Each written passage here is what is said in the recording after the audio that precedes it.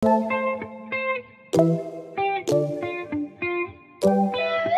guys, welcome back to my YouTube channel.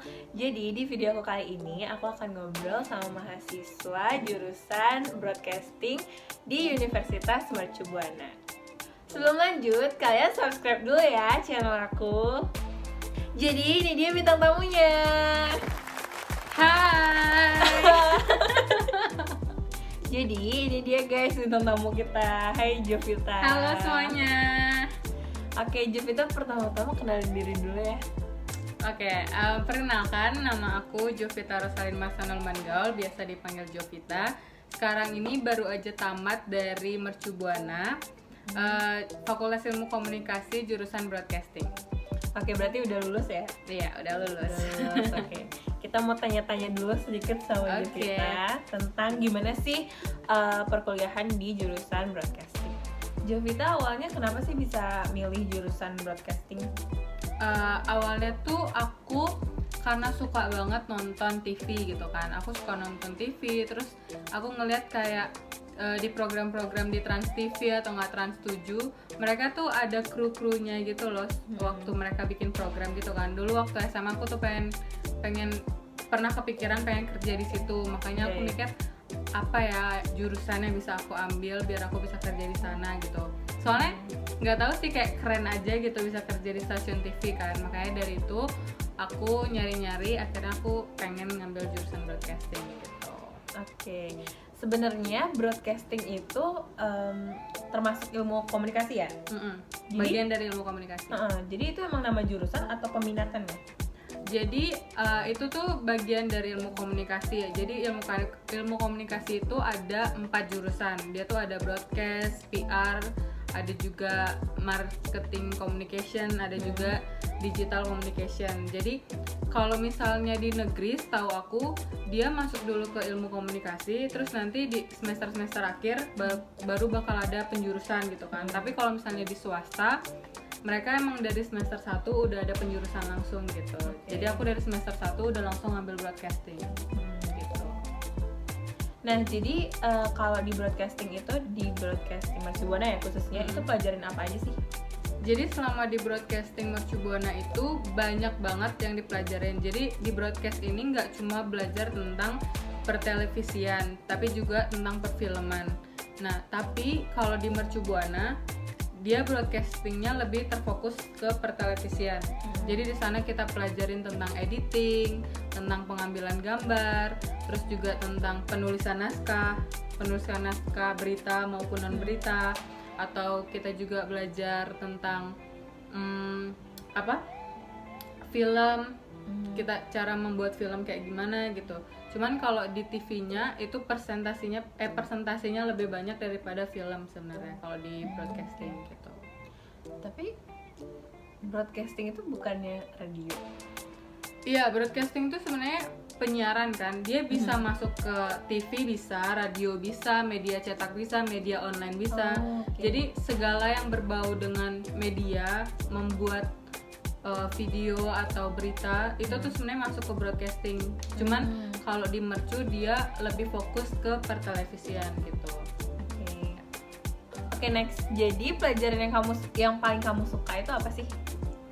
Kalau selama aku kuliah kemarin, aku tuh paling suka sama pelajaran-pelajaran yang berbau dengan membuat sesuatu gitu, membuat video.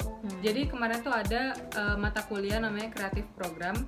Di situ kita dituntut untuk ngebuat video klip sama ngebuat talk show gitu di studio. Jadi tuh aku paling suka sama mata kuliah yang harus membuat, jadi yang praktek gitu loh. Jadi kalau saya praktek tuh pasti bakal lebih seru karena di sana nanti kita harus ngebuat tim, terus juga harus ngebuat naskahnya kayak gimana untuk jalan video klip maupun talk show-nya. Karena video apapun yang mau dibuat pasti sebenarnya kita bakalan ngebuat dulu naskahnya. Jadi kayak nanti di segmen pertama apa, segmen kedua apa, kayak gitu. Jadi aku suka dengan mata kuliah itu, Creative Program. Berarti semua dari awal kayak pembuatan naskah, terus misalnya ada untuk ngerekam dan lain-lain itu kalian persiapin sendiri, kayak nggak ada nih harus ini nih naskahnya gitu dikasih sama dosen gitu, nggak ada? awalnya pasti bakalan dikasih tahu dulu, jadi diarahin dulu kayak naskah-naskah non berita itu kayak gimana, atau naskah yang berbau berita itu kayak gimana. Nanti setelah kita udah dikasih tahu, baru nanti kita dengan tim sendiri bakal ngebuat itu. Terus juga konsultasi nanti sama dosennya apakah ini naskahnya sudah baik atau tidak kayak gitu. Jadi perlu banget ya kreativitas di jurusan broadcasting ini ya? Perlu banget karena setiap membuat video atau nggak membuat film atau bahkan nulis aja itu tuh perlu banget kreativitas yang tinggi sih. Karena bidang-bidang seperti di broadcasting itu menuntut orang-orang yang kreatif sih sebenarnya. Gitu guys. Selama kamu kuliah di jurusan broadcasting ini ada menemukan hal yang menarik nggak sih? Kalau hal menarik sih pastinya banyak banget ya, karena aku suka banget kan sama jurusan ini. Jadi menurut aku tuh hal yang menarik adalah ketika dosen kita itu menyuruh kita untuk membuat suatu video gitu.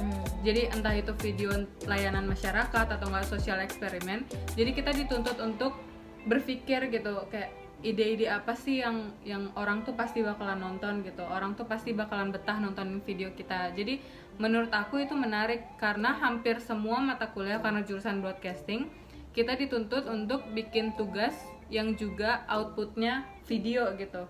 Jadi kita harus bikin video semenarik mungkin. Itu sih yang bikin menarik di jurusan broadcasting. Iya, lagi-lagi kreativitas ya. Iya, dituntut kreativitas yang tinggi gitu. Oke, tadi kan udah hal menariknya apa aja. Nah, hal yang nggak menariknya nih selama pengalaman di jurusan broadcasting itu apa sih? Yang nggak menarik? Pernah nggak menemukan hal-hal yang nggak enak gitu, nggak menarik? Kayaknya yang nggak enak sih, yang nggak enak ya, bukan yang nggak menarik. Jadi yang nggak enak itu mungkin bagi ini deh, mahasiswi cewek lah. Maksudnya yang nggak menarik tuh bagi cewek-cewek di jurusan broadcasting ya, karena kan kalau broadcast itu bener-bener orang lapangan. Jadi kita harus nyari berita panas-panasan kayak gitu kan. Atau enggak kita harus nyari gambar, itu juga mau badai apa kita harus terjang semuanya karena ya emang kita nggak bisa lawan cuaca gitu. Kita harus cari berita, kita harus cari informasi gitu kan. Nah, jadi mungkin buat cewek yang kadang kita kayak udah perawatan rambut, kulit kayak gitu kan, kita ya udah terjang aja semuanya gitu loh. Maksudnya itu bagian yang nggak enaknya gitu kan. Jadi nggak boleh manja-manja kalau misalnya mau masuk jurusan ini, karena ya kalau manja bakal ketinggalan informasi, ketinggalan berita. Jadi itu sih sedikit yang nggak enaknya. Cuman ya itu bumbu-bumbunya lah gitu. Oke. Berarti kalau misalkan di jurusan broadcasting itu bisa jadi wartawan nggak?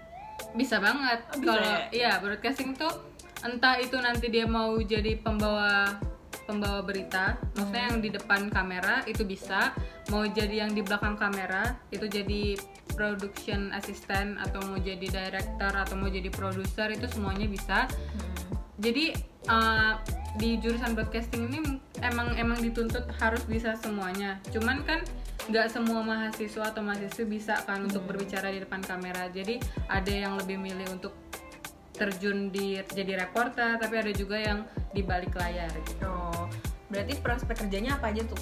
Prospek kerjanya kalau emang mau di pertelevisian bisa jadi PA yang kayak tadi aku bilang, production assistant. Dia biasanya yang menyiapkan semuanya untuk untuk program yang akan dijalankan. Atau bisa jadi floor director, yang biasanya kalian kalau misalnya di TV nonton ada yang ngomong 3, 2, 1 tepuk tangan. Nah itu namanya floor director, itu juga bisa.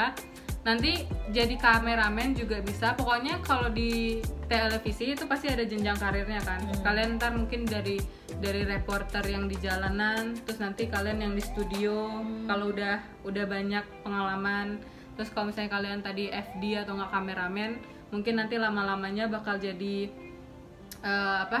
yang di belakang layar, yang maksudnya yang bener-bener di atas gitu kan, untuk ngarahin semuanya. Itu bisa juga. Atau kalau kalian yang mau terjun di dunia pertelevisian, sama juga banyak, ada director, ada scriptwriter, ada DOP, atau enggak ada juga editor kayak gitu. Banyak sih jenjang karirnya kalau untuk di broadcast. Kalau selain di dunia pertelevisian, maksudnya kayak mungkin di luar, kayak apa ya? Kayak media online, media cetak gitu. Di perusahaan gitu. Oh, di perusahaan sebenarnya bisa juga. Di perusahaan kadang kan di perusahaan butuh yang namanya humas kan. Jadi bisa juga broadcast itu masuk ke humas, cuman bukan sebagai penghubung antara perusahaan satu sama lain, itu tugasnya PR kan. Tapi kita bisa membuat misalnya konten gitu untuk perusahaannya kayak gitu. Konten ya dalam bentuk video atau apa, atau mungkin menulis artikel tentang perusahaan itu gitu. Jadi bisa juga masuk ke perusahaan atau di kementerian, karena kementerian juga butuh yang namanya humas, atau mungkin juga bisa di agensi. Jadi agensi kreatif itu kan jadi orang marketingnya ada, tapi orang productionnya juga ada gitu. Jadi orang marketing tuh mikir gimana caranya untuk menjual, tapi orang broadcastingnya mikir gimana caranya untuk membuat konten yang menarik gitu. Jadi banyak sih sebenarnya kalau untuk broadcast masuknya. Yang penting hal-hal yang berbau membuat video atau menulis artikel itu pasti bisa sih kalau orang broadcast gitu. Terus untuk Jovita sendiri, nextnya mau kerja di apa, cita-citanya jadi apa gitu setelah selesai satu kan sekarang. Lanjutnya mau ke? Selanjutnya sih sebenarnya aku tuh sebenarnya udah ada rencana kan, kemarin mau selesaiin kuliah cepet biar bisa kerja gitu kan. Tapi karena situasinya lagi kayak gini, aku tuh ada kepikiran untuk kerja di stasiun TV dulu pertama untuk setahun 2 tahun kan, karena nyari pengalaman biar maksudnya ilmu-ilmu yang ada di broadcasting itu mungkin bisa aku pakai gitu loh di stasiun TV, walaupun nggak semuanya, tapi seenggaknya ya satu jurusan gitu kan dengan apa yang akan aku kerjakan gitu. Nanti mungkin setelah selesai di stasiun TV aku udah dapat pengalaman, ada rencana, nggak tahu ini bakal terwujud apa enggak, cuman aku mau ngambil S2 dulu, terus nanti kalau udah ngambil S2 baru aku mau ke dunia perfilman gitu, masuk di production house. Gitu. Kalau misalnya mau S2 itu lanjutnya ke bagian? Aku belum kepikiran sih sebenarnya mau ngambil S2 apa, cuman udah ada beberapa pilihan sih yang mau aku ambil, entah itu nanti mau jadi S2 ilmu komunikasi juga atau S2 tentang perfilman juga gitu. Jadi kalau misalkan lanjut S2-nya bukan di perfilman, kamu masih tetap bisa ngambil ke dunia perfilman untuk kerjanya? Bisa. Kalau ya? Kalau itu sebenarnya bisa karena kemarin waktu di S1 kan aku udah ngambil perfilman juga gitu kan, ada mata kuliah tentang perfilman juga, dan kebetulan juga skripsi aplikatif dan itu ngebuat film pendek. Jadi kalau misalnya kita mau terjun ke perfilman tanpa background perfilman bisa aja, asalkan emang kita punya pengalaman gitu loh, pengalaman pernah buat film atau nggak pernah buat video gitu. Jadi bisa untuk terjun di dunia kerja di perfilman gitu, asalkan emang pernah gitu kan gitu. Oke, menarik nih. Tadi kan kamu ada bilang skripsinya itu aplikatif ya. Nah, apa sih bedanya skripsi aplikatif sama yang skripsi pada umumnya yang bikin skripsian itu? Jadi kan sebenarnya skripsi itu ada yang kita kenal ya, pada umumnya ada skripsi kualitatif sama kuantitatif kan. Nah, jadi kalau di jurusan aku broadcast itu ada aplikatif. Nah, aplikatif ini dia lebih kayak ngebuat sesuatu gitu loh. Maksudnya kalau misalnya kualitatif sama kuantitatif kan lebih dalam bentuk fisik gitu kan, buku gitu. Tapi kalau kita aplikatif itu ada bukunya, tapi ada hasilnya juga. Jadi ada karyanya juga.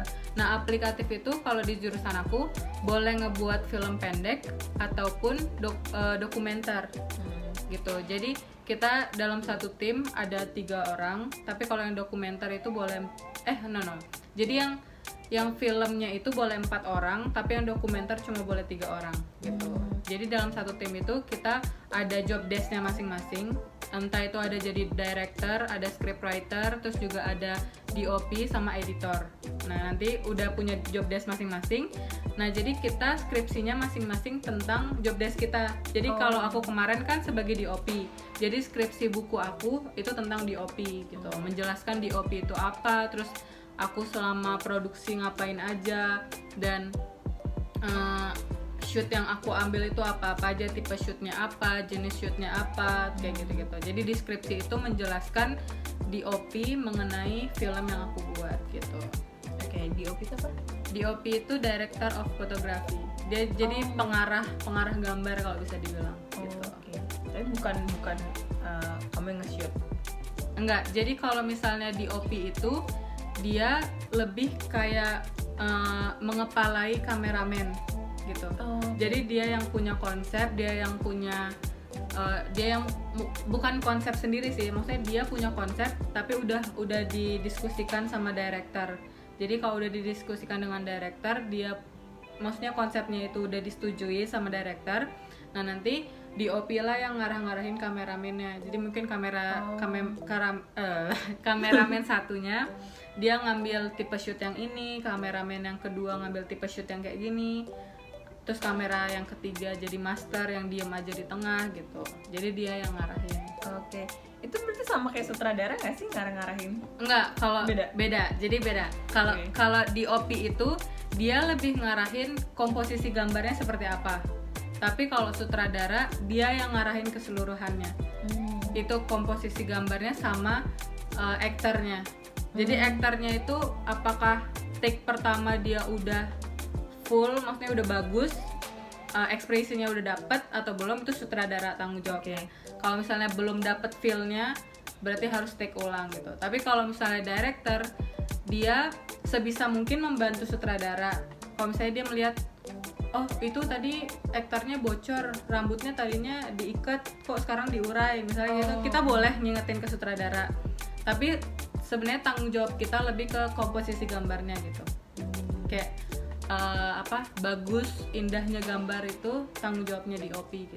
Berarti tetap harus koordinasi ya antara sutradara sama DOP. Gitu. Kepalanya tetap director gitu. Sutradara. Oke, tadi kita udah tahu gimana sih rasanya jadi mahasiswa jurusan broadcasting, kemudian apa aja yang dipelajarin, hal-hal menarik dan yang bukan kurang menarik sih, yang nggak enaknya ya jadi mahasiswa broadcasting. Nah sekarang lebih ke kesan secara keseluruhan sih selama kuliah di jurusan broadcasting itu gimana, dan pesan untuk adik-adik yang mau ngambil jurusan broadcasting. Oke. Kesannya aku sih waktu ngambil jurusan broadcasting ini benar-benar luar biasa banget ya, maksudnya kayak jadi awal mulanya tuh sebenarnya aku nggak tahu broadcasting itu apa.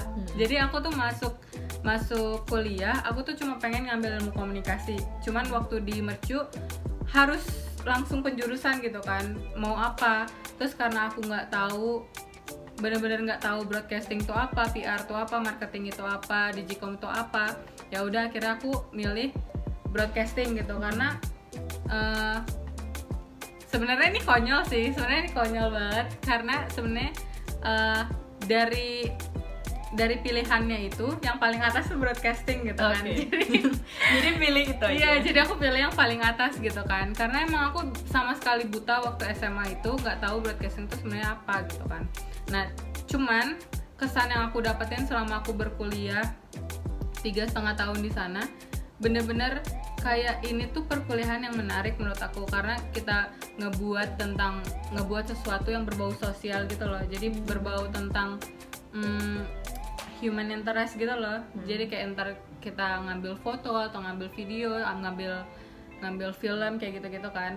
Jadi sangat menarik, kayak dunia baru banget buat aku, karena aku jurusannya waktu SMA IPA kan, berbau dengan kayak buku apa gitu loh. Maksudnya yang kayak ya ilmu banget, mutlak banget. Ya, ilmu mutlak banget kan. Tapi waktu kuliah ngambil jurusan yang kayak gini, jadi ini kesannya kayak wow, tapi senang gitu punya pengalaman kayak gini. Iya, karena dituntut ya itu tadi kreativitas dan lain-lain, ya, untuk membuat suatu karya gitu kan yang menarik. Bener banget. Dan pesannya mungkin buat adik-adik yang baru mau masuk kuliah, kalau misalnya kalian pengen masuk di dunia broadcasting, kalian pastiin dulu kalian tuh orang yang bener-bener apa ya, kalau kreatif tuh bisa dilatih sih. Jadi walaupun kalian menilai diri kalian nggak kreatif, itu bisa dilatih gitu kan. Mungkin nanti waktu kalian kuliah bakal ketemu sama teman-teman baru, teman-teman dari seluruh Indonesia.